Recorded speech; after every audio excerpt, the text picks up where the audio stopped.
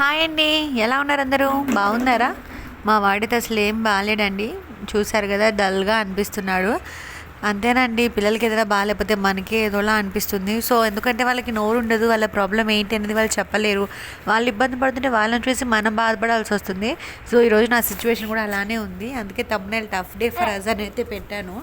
నిజంగానే tough day అండి. Morning అయితే లేచాడు, కొంచెం ఫీడింగ్ తీసుకుని అయితే మళ్ళీ పడుకున్నాక మళ్ళీ 10కి 10:30కి అయితే అదిగో లేచాడు. ఇంకా లేచిన దగ్గర నుంచి ఇంకొకటే ఏడుపు. ప్రాబ్లం ఏంటి అంటే మోషన్స్ అవుతున్నాయండి ఒక 2 to 3 days నుంచి. నార్మల్ మోషన్స్ అని ఫస్ట్ డే, నెక్స్ట్ డే ఏంటి అంటే మోషన్స్లో బ్లీడింగ్ అనేది పడిందండి. సో నాకు ఇంకా భయం వేసి హాస్పిటల్కి అయితే తీసుకువెళ్ళామన్నమాట.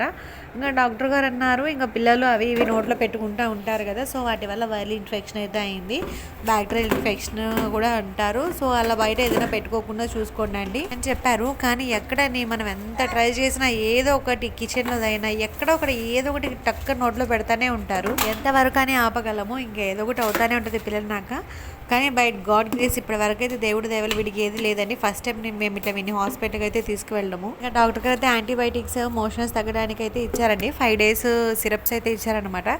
సో అవి పోసుకోవడానికి చూడండి ఇక్కడ ఎంత సతాయిస్తున్నాడు. మొత్తం వామిటింగ్ అయితే చేసేసుకుంటాడండి పోసుకున్న తర్వాత. కానీ ఇంకా ఎలాగోలా పోయాలి కదా, మెడిసిన్ వాడాలి కదా, అప్పుడే కదా కంట్రోల్ అవుతుంది. సో ఒక 5 minutes గ్యాప్ ఇస్తా అయితే వాడికి సిరప్స్ అయితే పోసాయండి. మొత్తం 4 అయితే ఇచ్చారనమాట. మార్నింగ్ ఈవినింగ్ 5 days అయితే వాడమన్నారు. సో ఇంకా అటు ఇటు తిరుగుతా ఎలాగోలా అయితే కంప్లీట్ అయితే చేసేసామన్నమాట. వాడికి సిరప్స్ పోయడం అనేది నాకు ఒక పెద్ద టాస్క్ అండి.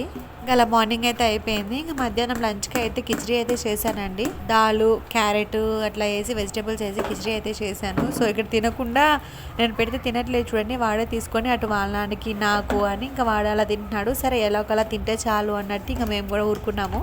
ఇంకా మధ్యాహ్నం లంచ్ తినేసి కాసేపు ఆడుకొని ఒక 1 hour అయితే మళ్ళీ పడుకున్నాడండి. సో పడుకున్న తర్వాత ఇంకా మళ్ళీ లేచిన తర్వాత నేను ఓఆర్ఎస్ అయితే ఇచ్చాను.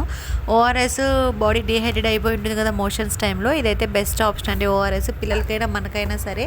ఫస్ట్ అదేదో కూల్ డ్రింక్ అనుకున్నాడండి. కూల్ డ్రింక్ అనుకొని కొంచెం ఒక సిప్ వేసాడు. తర్వాత టేస్ట్ తేడాగా ఉందనేది తాగలేదండి.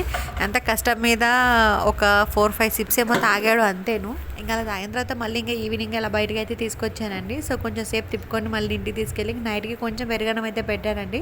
సో ఇంక నైట్ పెరుగన్నం తినేసి ఫ్రెష్ అప్ అయిపోయి అయితే పడుకున్నాను. ఇవాళ మా టఫ్ డేని అయితే ఇలా అయితే కంప్లీట్ చేసామండి. ఎలా అనిపించింది మీకు ఈ వీడియో? నచ్చిందా? నచ్చితే ఒక లైక్ ఇవ్వండి. అలాగే నా ఛానల్ ఫస్ట్ టైం చూస్తుంటే సబ్స్క్రైబ్ చేసుకోండి. Thank you for watching. Bye.